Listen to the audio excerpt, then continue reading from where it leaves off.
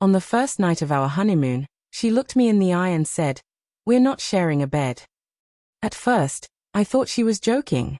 The hotel suite was warm with candlelight, the balcony doors open to the sound of crashing waves, the kind of romantic scene people dream about. But her face was unreadable, calm, cold almost, as if she were telling me the time of day.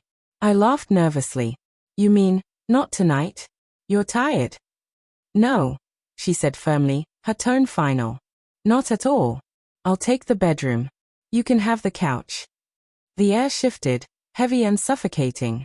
My heart thudded in my chest, confusion and embarrassment burning through me. Was this the same woman who just days ago whispered vows of forever? The same woman who kissed me with trembling lips at the altar? I stood there, searching her face for some sign, playfulness, fatigue, anything that could make sense of what she'd just said. But all I saw was distance, like she was already far away from me. That night, as I lay on the couch staring at the ceiling, questions flooded my mind. Had I misread everything about us? About her? About what we had promised each other? The next morning, she was all smiles, cheerful as if nothing had happened. She suggested sightseeing, holding my hand in public, snapping pictures as though we were the perfect newlyweds.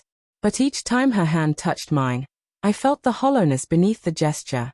It was a performance, and I was the audience of one. I tried to shake it off.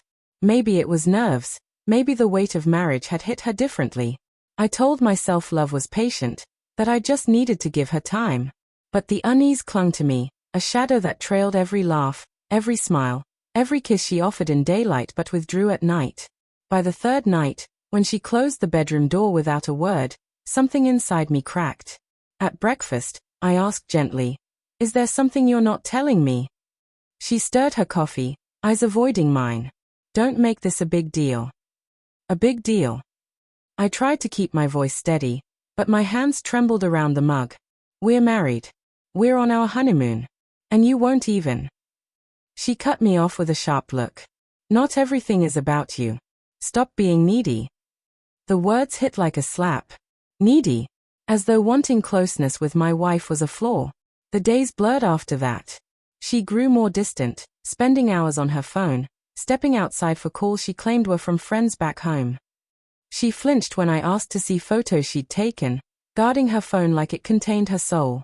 The red flags were no longer subtle, they were blinding. Yet part of me still clung to hope, desperate to believe this was salvageable, that she would come back to me if I just waited long enough.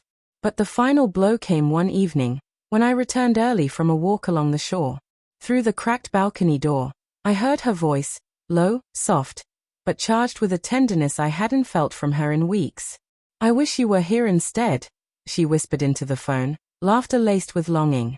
The words sliced through me, clean and merciless.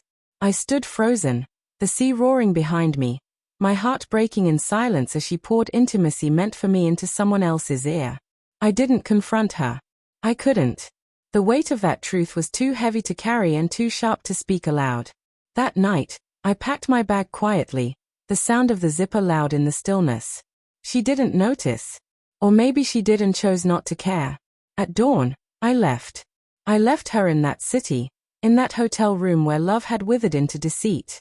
I boarded a plane alone, staring out the window as the sun bled across the horizon. My chest ached, but in that ache was clarity. Back home, the house felt unfamiliar, stripped of the warmth I once thought we'd fill together. The wedding photos on the mantel mocked me, smiling faces frozen in a lie. Friends called, family asked questions, but I gave no answers. Some wounds aren't meant to be explained. In the weeks that followed, I sifted through memories, replaying moments I once thought were pure. I saw them differently now, the way she lingered on her phone during our engagement, the way she seemed restless during wedding planning, the way she sometimes looked at me like I was already a stranger. It hurt to realize the betrayal hadn't begun on the honeymoon. It had been waiting for me, a storm on the horizon I refused to see. One evening, sitting alone in the living room, I imagined her reaction when she realized I was gone. Did she laugh? Did she curse me? Did she finally feel the weight of her choices? I'll never know. But I do know this. Leaving her there wasn't weakness. It was the first act of strength I had shown in months. I chose myself in a moment where she had stripped me of everything else. Love can blind you, but betrayal teaches you to see. And though the wound will never fully close, I carry its scar as a reminder. Sometimes the bravest thing you can do is walk away, not because you've given up, but because you've finally learned what you deserve. I left her in another city, but in truth, I left behind something far heavier, her shadow on my soul. And in that absence, I began to find myself again.